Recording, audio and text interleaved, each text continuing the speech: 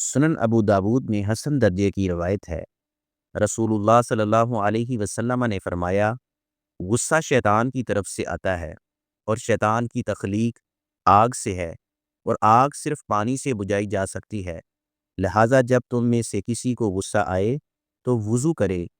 اس حدیث کا مفہوم یہ ہے، غصہ شیطان کی طرف سے آتا ہے، یعنی یہ انسان کی فطرت میں برا اثر ڈالنے والا دشمن ہے۔ شیطان آگ سے پیدا ہوا ہے، اور آگ تیز جلانے والی تباہ کن چیز ہے۔ اسی طرح غصہ بھی انسان کے دل و دماغ میں تیزی اور نقصان پیدا کرتا ہے۔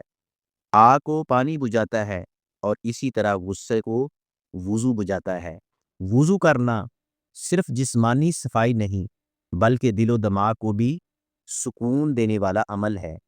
وضو کے بعد انسان کا غصہ کم ہو جاتا ہے، اور وہ شیطان کے اثر سے بچتا ہے۔ لہٰذا غصہ آئے تو فوراً وضو کریں، صبر کریں، اللہ سے مدد مانگیں۔